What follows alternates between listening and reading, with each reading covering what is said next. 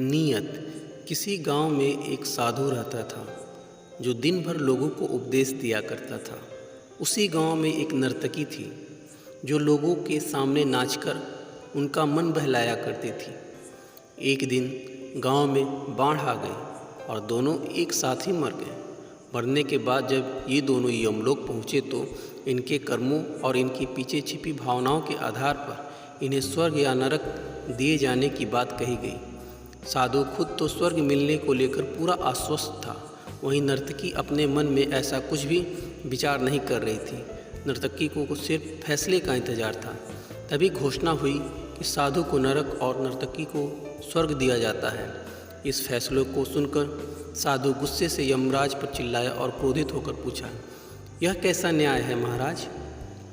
मैं जीवन भर लोगों को उपदेश देता रहा और मुझे नरक नसीब हुआ, जबकि यह स्त्री जीवन भर लोगों को रिझाने के लिए नाचती रही और इसे स्वर्ग दिया जा रहा है। ऐसा क्यों?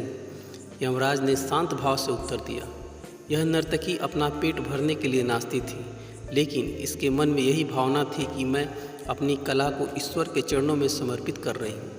जबकि तुम उपदेश देते हुए भी यह सोचते थे कि काश तुम्हें भी नर्तकी का नाच देखने को मिल जाता। हे साधु, लगता है तुम इस ईश्वर के इस महत्वपूर्ण संदेश को भूल गए।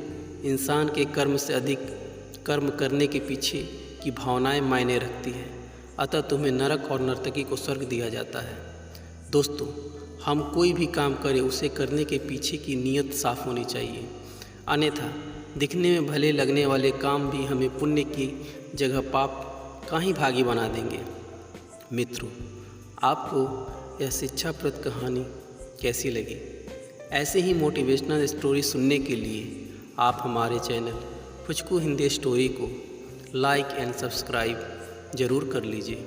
आपका सपोर्ट हमारे लिए अमूल्य है, कृपया आप हमें सपोर्ट ज़रूर करें। ऐसे ही सुंदर और शिक्षाप्रद और मज़ेदार कहानियाँ सुनने के लिए आप हमारे चैनल को सब्सक्राइब कर लीजिए। नीयत हमेशा साफ रखनी चाहिए। धन्यवाद।